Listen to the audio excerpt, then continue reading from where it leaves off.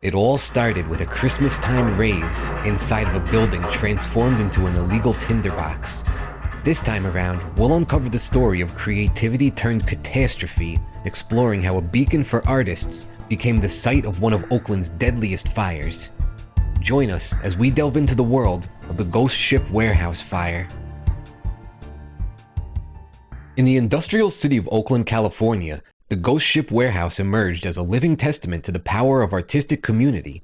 More than a mere structure of wood and brick, it was a vibrant ecosystem where artists from the Bay Area found sanctuary against the backdrop of skyrocketing rents and shrinking spaces. The Ghost Ship was a manifesto of sorts, a physical embodiment of the belief that art should live freely, unconfined by traditional boundaries of galleries and studios. Its interiors, adorned with an eclectic mix of artwork and vintage decorations, became a canvas for the collective imagination of its inhabitants. The Ghost Ship represented a broader narrative, a reflection of the urban artist's plight, grappling with tensions between creativity and commerce, community and solitude. The Ghost Ship Warehouse in Oakland existed in a dangerous limbo of unauthorized modifications and regulatory neglect. Initially an industrial space, it had been illegally converted into a live-work collective for artists, bypassing the requisite safety, zoning, and building permits. This transformation allowed for a thriving artistic community, but also harbored significant legal and safety risks. The disregard for legal permits and the absence of essential safety measures created a perilous environment. This oversight, combined with the failure of city officials to enforce building and safety codes, set the stage for tragedy. On a fateful evening in December 2016, the Ghost Ship Warehouse fell victim to a catastrophic fire. At approximately 11:20 p.m., with 50 souls enveloped in the warmth of an ongoing rave inside, a blaze erupted within the warehouse's confines. This fire, igniting amid the electronic music party, rapidly transformed this artistic sanctuary into a scene of imminent tragedy. The warehouse, already a tinderbox due to its clutter of flammable materials and the absence of adequate safety measures, allowed the fire to spread with alarming speed. Fueled by the makeshift decorations and the building's non-compliant structural modifications, the fire proved to be an unstoppable force. Partygoers, caught in the labyrinth of art installations and improvised spaces, found themselves trapped, with the warehouse's layout offering little in the way of escape. Firefighters worked tirelessly for 5 hours to quell the flames. Their efforts, while heroic, unfolded against the backdrop of an increasing dread among the Oakland community and the families awaiting news of their loved ones. In the aftermath of the fire, the search for victims commenced, a somber and painstaking process that extended over several days. Each hour of searching brought the community closer to the full measure of the tragedy: 36 lives lost, dreams extinguished, and the vibrant tapestry of the Ghost Ship Warehouse irreversibly altered. The Alameda County DA moved swiftly to address the magnitude of the disaster, launching a criminal investigation just 2 days later. The building lacked essential fire safety measures, including smoke detectors, fire extinguishers, and properly marked exits. The electrical system within the Ghost Ship Warehouse was a makeshift network of extension cords and adapters powering the residents' needs and lighting for various events.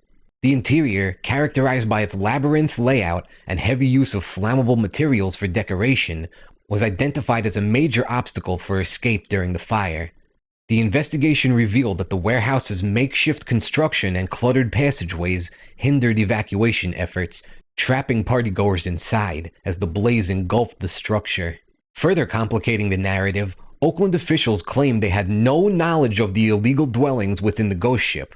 This was met with skepticism, especially when it was revealed that the warehouse had been inspected just a month prior, following a complaint about garbage. This revelation turned the public on police and officials, blaming them for the tragedy. But by December 5th, the narrative began to shift, as tenants of the Ghost Ship started to publicly discuss the living conditions within the warehouse.